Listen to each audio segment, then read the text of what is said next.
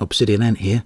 Well, apparently the video I uploaded earlier didn't go too well. It cut out at quite a funny moment. I was just talking about a ship failing and not being able to go any further, and that's where the video cut dead. I'm not entirely sure what went wrong, but at any rate, here's the video in full. If you've already watched the other video, then you can resume on this one at around about the 6-minute 30-second mark, or maybe 7 minutes or so. But for the rest of you, you can carry on watching right now.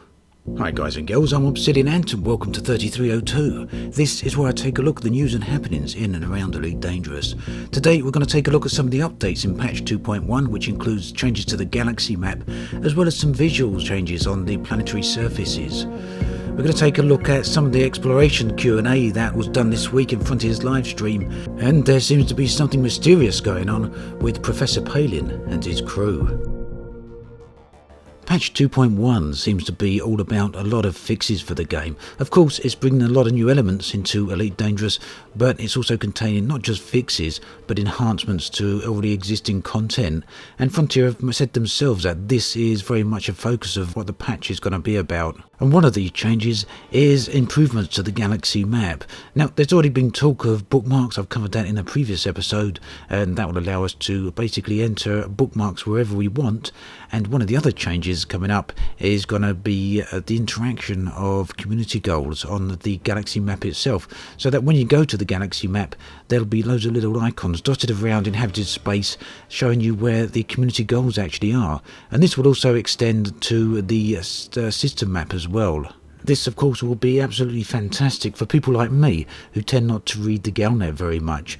I do keep an eye on the forums for active community goals, but even that I tend to miss out on. So the ability just to go straight to the galaxy map and locate any of the community goals is just going to be great. And on top of this, you'll also now be able to sign up for any community goal from any location within the galaxy, as long as you're docked within a station. So you won't have to actually travel all the way to the specific station in order to just sign up for the goal.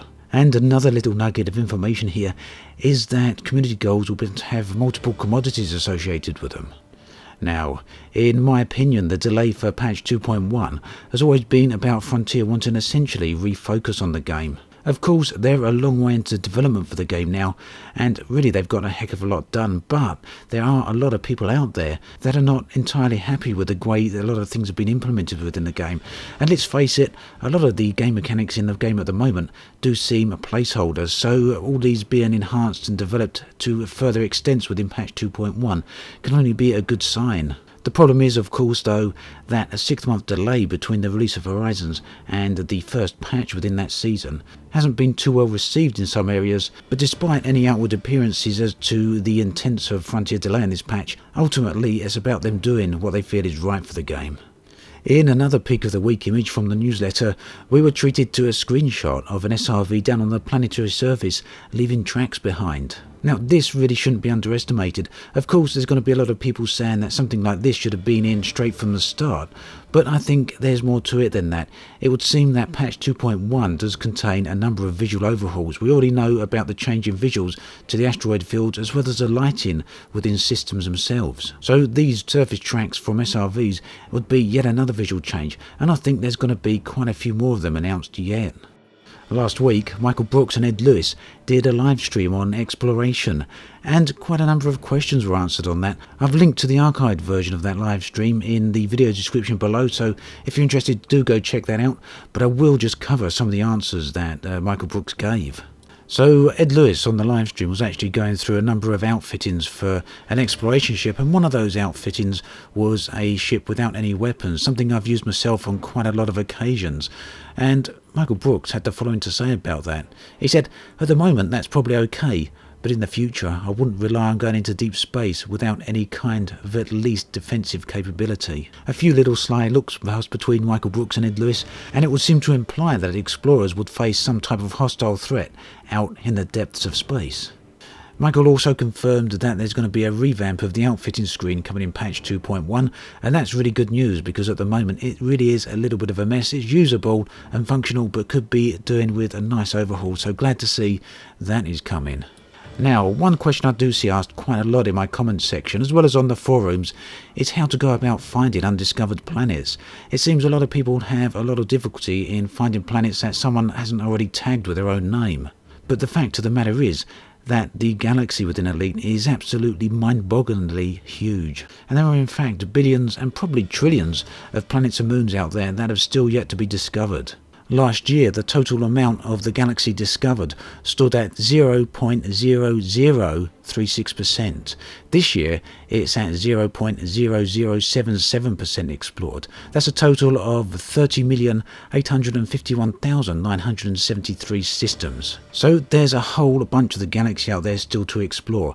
And if you're not finding systems that aren't already tagged, it's because you're going to well-explored areas. Just travel upwards along the galactic plane or downwards along the galactic plane, or just head in directions that other players haven't gone before. It really shouldn't be too much difficulty in finding untagged systems.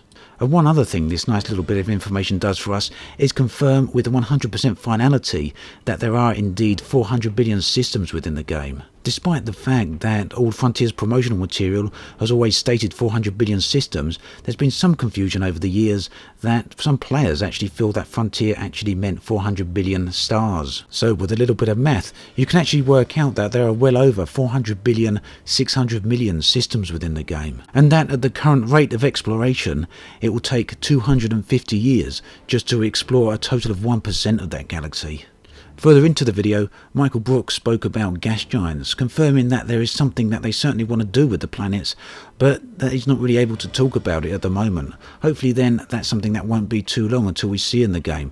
Gas giants have the potential to make for absolutely stunning environments, and that's something I really do look forward to. Yet again, later on in the video, the question of the dangers of exploration actually come up again, and that it was mentioned that originally the idea was there that ship degradation was going to be a braking factor, and that essentially means that after a certain point of travelling, your ship would just break and you wouldn't be able to go any further.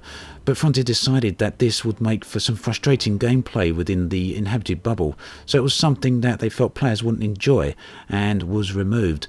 But that said, out into deeper space, it would seem that Frontier do indeed have some plans for making exploration a bit more perilous. And not just in terms of hostiles that may well be out there, but also in terms of geography, as Michael Brooks put it. There's one other question that I'll briefly touch on that Michael Brooks and Ned Lewis did cover on, and that's to the question as whether or not there will be long-range exploration missions for players.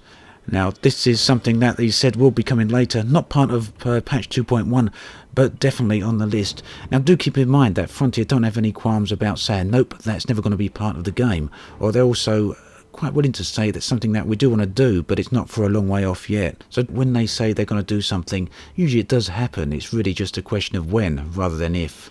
The livestream video does contain a whole bunch of information in addition to that, so if you want to hear all of that, do go and have a look at the video I've linked below.